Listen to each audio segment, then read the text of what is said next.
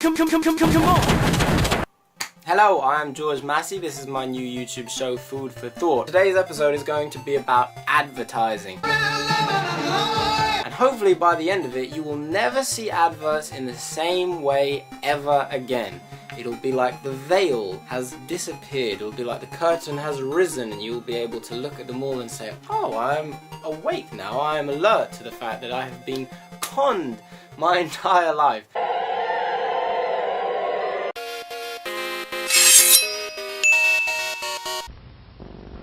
I'm a football player. I've never endorsed a cigarette before. They all seem pretty much alike. But here's a new cigarette, Spud. Advertising, you might notice if you pay attention, is never actually about the product. I will go into details, but the fact is when you see a commercial for a pair of shoes, they do not say these are very good shoes, these are durable, these last a long time, these will be comfortable. None of that, they don't do that. When you see an advert for McDonald's, it doesn't say, here, this burger is very, very tasty, these fries are very good. It doesn't tell you anything like that. It has nothing to do with selling the product. They are selling you something else, and we will get to that in just a minute. But first off, let's see where all of this originated from. You see, in the beginning, in the heyday... Yes, for a bright taste and a bracing sparkle, for perfect refreshment every time, there's nothing like ice-cold Coca-Cola. Advertising was specifically about selling you a product. The clothes that they used to sell did not have brand names on them. And then one man came along in the 20s and he changed everything, and his name was Edward Bernays. Good to see you. Come on up over here. There you go. Doctor, tell me again what the doctor is. What are we dealing with here? You're the father of public relations. What we're dealing with really is the concept that people will believe me more if you call me doctor. Oh, I see. Remember that name?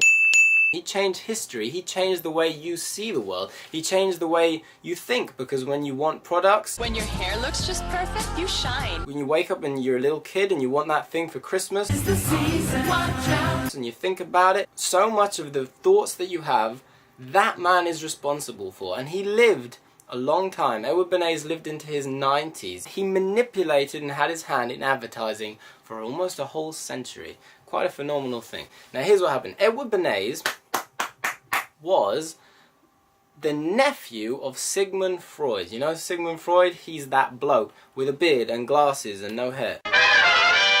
He's the guy who... Why should I feel the way I do? Changed psychotherapy. He made psychotherapy popular. He made people start questioning their inner self. What was it they once said? A life unanalyzed is not worth living.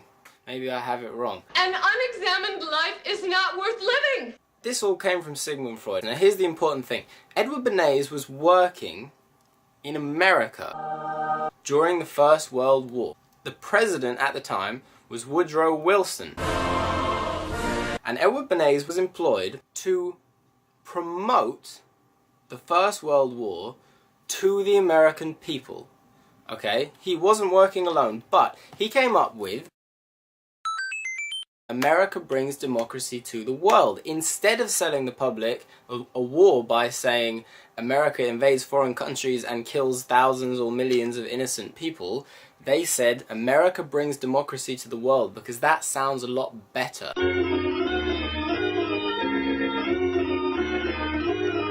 And Woodrow Wilson was astonished by the reaction that the American public had. The American public backed the war. They said, oh great, democracy, making a peaceful world, a democratic world, an American world. That sounds like the kind of world we want to live in. So Woodrow Wilson had Edward Bernays as kind of his right-hand man, his wingman. You can be my wingman anytime. Bullshit. You can be mine. Anyway, he took him around with him, and he was awed by the fact that Bernays had manipulated, essentially, the American public into backing a war.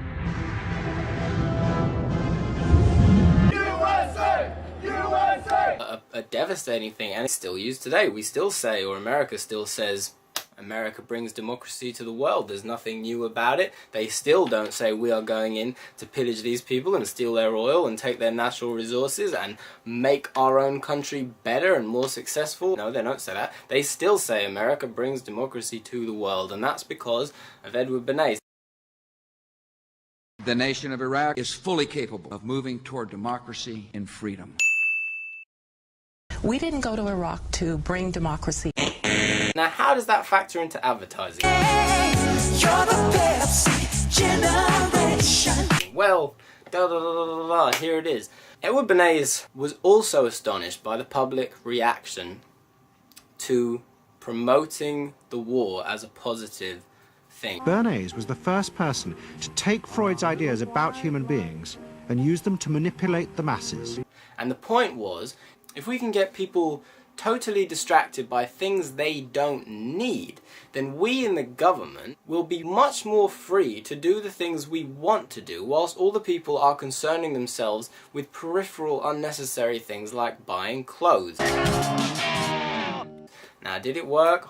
Yes, it did. This is Bernays talking. Edward Bernays said, I can sell people anything. If you can sell people a war, then by gum, you can sell them clothes. Never said buy gum in my life. Anyway, the advertising companies who back then were saying, here, buy these pair of shoes, they're really comfortable. And you know the way they used to talk in the 20s, they say, buy this toothpaste, it's ever so good for your teeth, it makes your teeth clean. You'll wonder where the yellow went when you brush your teeth with Pepsodent. They didn't say that after a while, it all changed. Edward Bernays, he said I can sell people anything. And you know what happened? It's a very interesting little story. The cigarette companies came to Edward Bernays and they said, Lucky strike. alright, if you can sell people anything, then sell cigarettes to women. First again with Tobacco Men. Now the thing is, in the 20s, cigarettes were considered taboo. It was considered negative, unattractive, unladylike for a woman to smoke. It was great for men to smoke. Your fabulous face.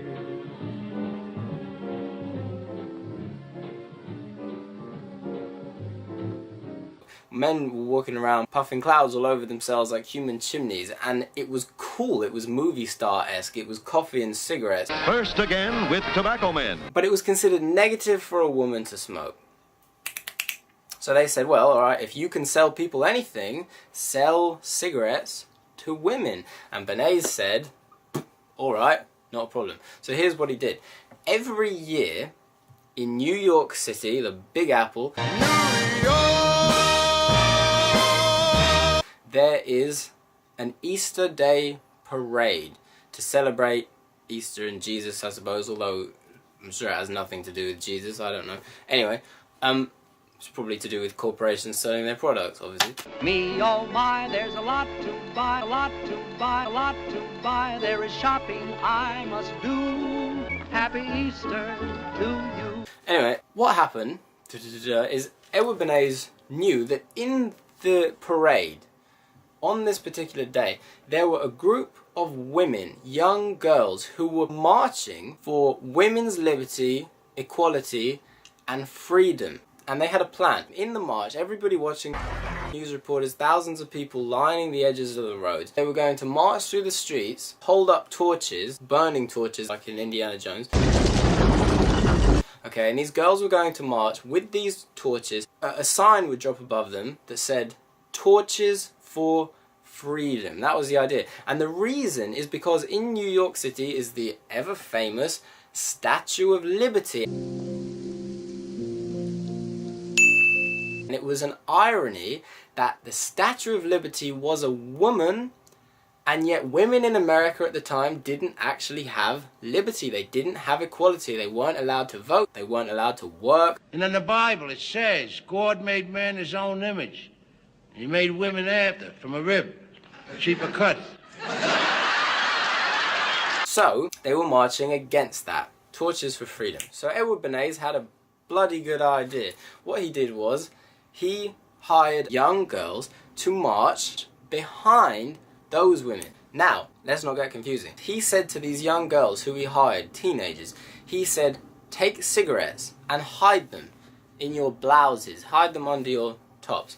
And he said, when I give you a signal, I want you to take out the cigarettes, light them, and smoke them. Okay, and all of those girls, well, that was their job, so they did it. Now the thing is when the first group of girls held up those torches for freedom, which was for liberty and equality, Bernays gave the signal, and his girls at the same time in the same parade took out their cigarettes, and he dropped the same sign behind those girls that said torches for freedom.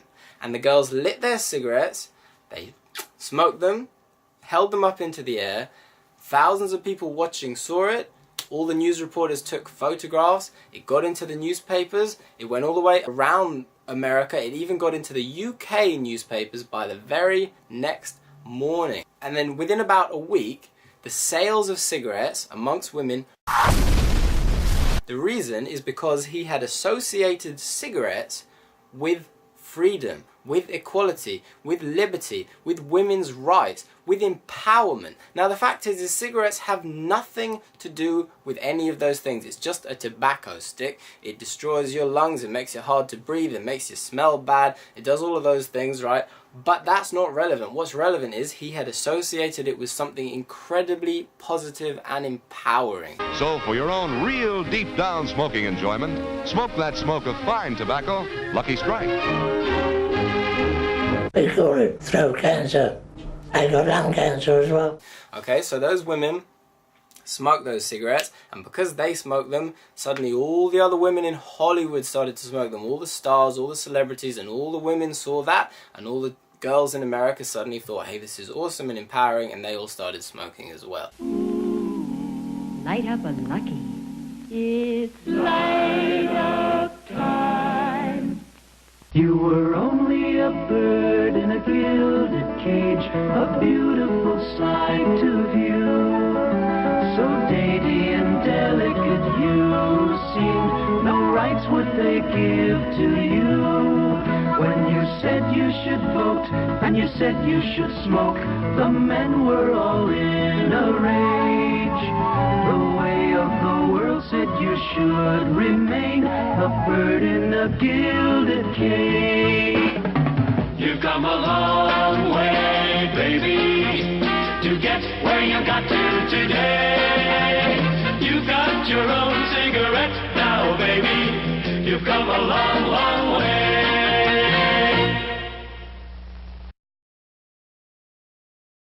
So, it was true. Edward Bernays said, I can sell people anything. And then, what happened next? Coming up next! When the other major corporations said to Bernays, how do we sell a product? How do we do it? He said, you've all got the game wrong. You keep selling your product by telling people about the product. What you have to sell them is a lifestyle.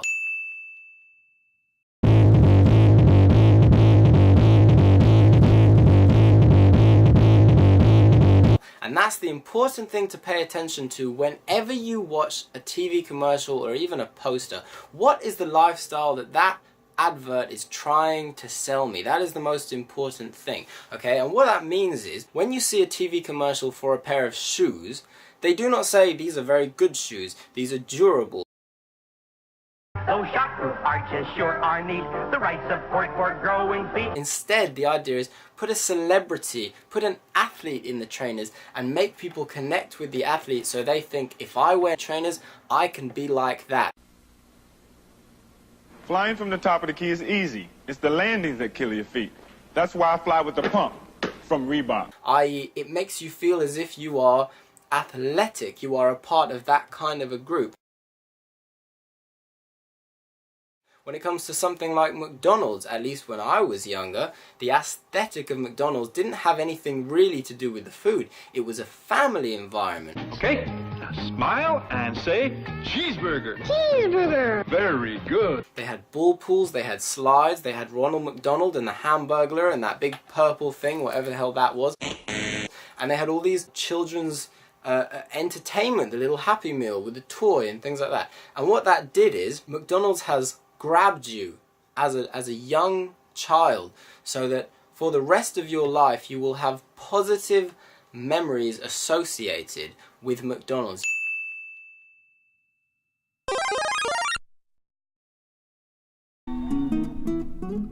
When family time feels like this, you know you're in a special place. Quality you can taste. There's a difference at McDonald's you'll enjoy. With the car commercial, they will not show you the guy who just bought the magnificent, wonderful Lamborghini for $70,000 or however many dollars those things cost, driving out and getting stuck in a traffic jam. They don't show you that. They show you a lifestyle, somebody coasting along on a beautiful blue day with a beautiful woman next to him, and it makes you think, if I buy that car, I'm gonna have that amazing life. Well, no, actually you're not, but they're very, very, very, very good at selling it. We'll return after these messages.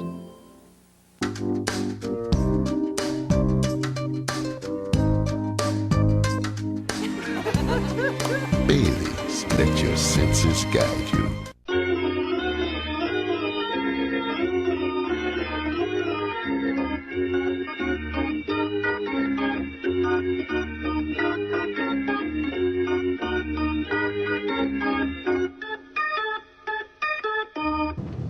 Candyman. Candyman.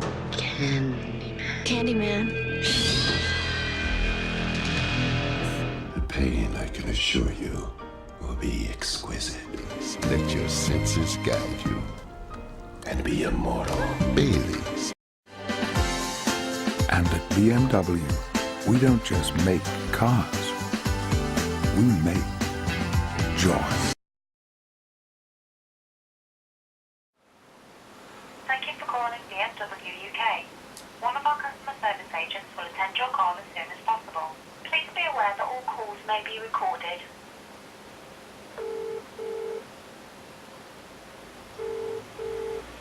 Good afternoon, due to BMW customer information. Can I take your name, please? Mr. Hedigue. Sorry, Mr. Hingu. Yes. I was. Thank you, Am I through to BMW, the company? Yes, how can I help? Oh, I saw a television commercial, you see, and on the commercial it said that BMW, we don't just make cars, we make joy. And I was wondering if maybe you could make me some joy. Right. Well, Mr. Hingu, I believe what's meant by that is that through experiencing the BMW joy is something that comes accompanied with that. What kind of experience would that be exactly, the BMW joy? Well, BMW, we do pride ourselves on manufacturing the ultimate driving machine, so it would be through being a BMW driver, the joy would accompany that. But I can't drive, you see. I don't have any legs. Right. Unfortunately, I imagine you wouldn't then be able to drive one of our vehicles. Well, no, I suppose not. I lost them in an accident, you see. A car hit me once. BMW. Right. So beautiful for spacious sky. Por tus olas de granos tambor.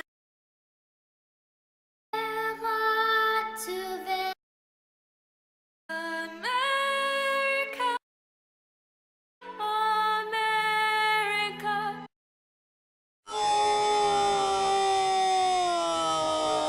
Now I'm going to give you one final example just to maybe hopefully open your eyes. It's something that I spotted and it resonated and it stuck with me, and I thought that is a fantastic piece of advertising. Hollister. So you say. Hollister is like the neighbour brand to Abercrombie & Fitch. I used to think this is a fascinating store. If you've ever been into a Hollister store, it's dark, it has exotic palm trees, it has a certain smell about it. All of the people who help you out are models. The idea behind Hollister is very fascinating because what companies often do now is before they sell you a product, they actually design the lifestyle. Before they sell anything, they say, right, we have to sell some clothes. How are we going to sell it? What is the lifestyle we're going to sell? Now, what does that mean, to break it down, to simplify it? It means this. Hollister is t-shirts, trousers, and things like that. If you were a company saying, how do we sell t-shirts and trousers? There are millions of t-shirts, millions of trousers, pants as they call them in America. There are millions of those in the world. How do we sell ours? And the people behind Hollister were very clever. They said, look, California's really popular right now. There are songs like California,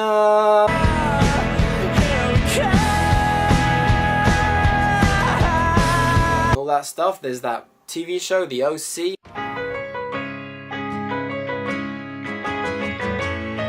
Orange County, right? Everyone's kind of hip with California right now. People want to live there. It's a big thing. I don't need to prove anything. I know who I am, and God does too. If we can make our products associated with California, if we can make it so that when you look at that t-shirt you think of California, when you look at those pants or trousers you think of California, okay, then the product will sell. And that's exactly what they did. It's very, very clever.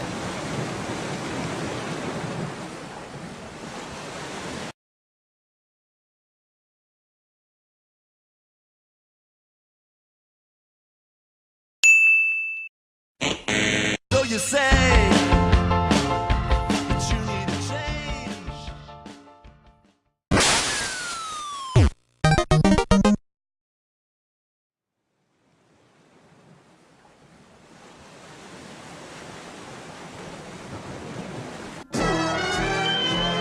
Okay, so we're coming to the end, the conclusion, the final point, the final note to cap off the end of this incredibly long song and dance about the advertisement farce. Ooh, that was a dime of a rhyme. It came out of my mind. I can do things like that all of the time, but eventually I would run out of lines, even though the words sometimes flow like wine. Ah! That was improvised. Finally, celebrity. And I'll take my clothes off, and it will be shameless, 'cause everyone knows that's how you get famous. The use of celebrity is massively significant in advertising because it's often actually subliminal.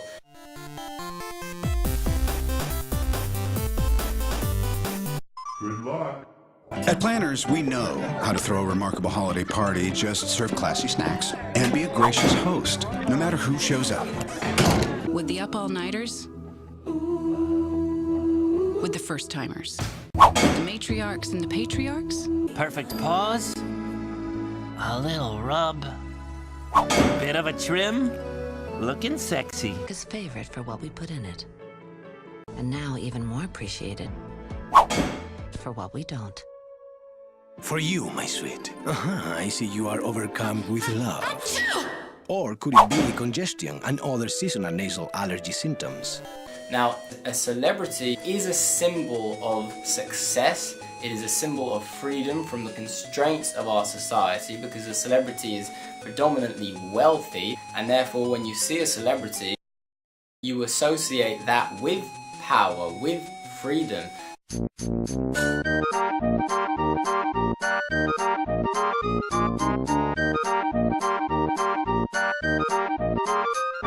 So commonly a celebrity will be used to sell you a product without you even necessarily knowing it.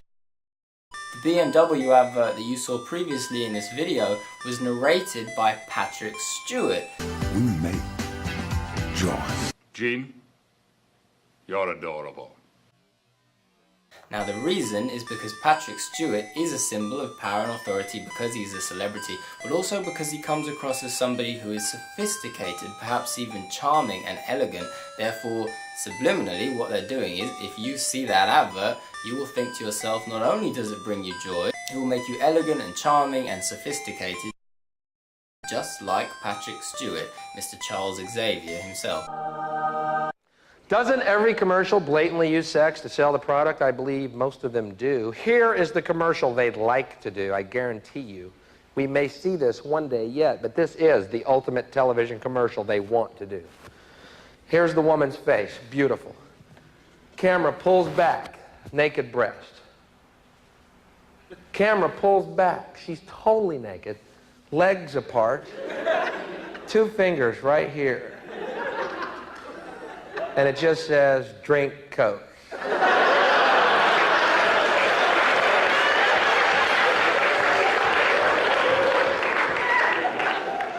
Now, I don't know the connection here. but Coke is on my shopping list this week. Welcome to the closing.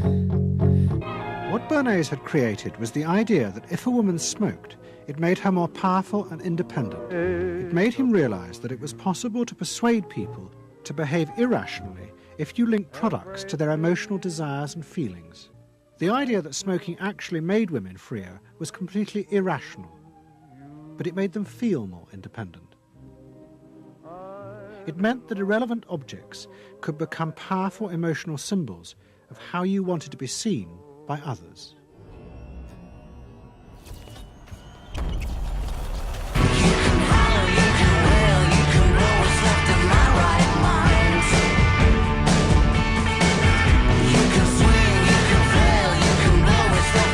Because you're worth it.